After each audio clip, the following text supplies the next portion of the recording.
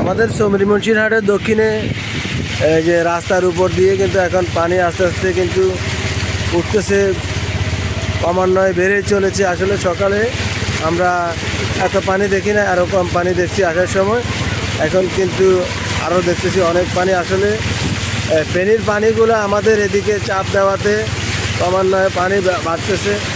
তো আসলে সবাই বাড়িতে শুকনো খাবার এবং সবাই একটু নিরাপদে থাকার চেষ্টা করবেন। হয়তো কিছুটা পানি বাড়তে পারে, তবে আতঙ্কিত হওয়ার কোনো কারণ নেই। আতঙ্কিত হবেন না, একটু সাবধানে থাকবেন সকলে, আর লাইভটি সকলে শেয়ার করবেন। আর যারা টান দিতেছেন, আমাদের দক্ষিণাঞ্চলে কিন্তু এখনও পর্যন্ত মানে বেশিরভাগ ঘরেই কিন্তু টান পৌঁছায় নাই। তো সকলে যারা টান দিতেছেন, শ্যানবাগের দক্ষিণাঞ্চল মানে চৌমুহনী মুন্সিরহাট থেকে কুতুবুরহাট রোডে ওদিকে কিন্তু মানুষের ঘরবাড়ি অনেক, এখনও কিন্তু পানি উঠে গেছে। মানে কিছু কিছু জায়গায় শুধু বাকি রয়েছে পানি ওঠার বাকি। তবে আমরা দেখতেছি যে পানিগুলো ওদিকে ডুবতেছে এখন।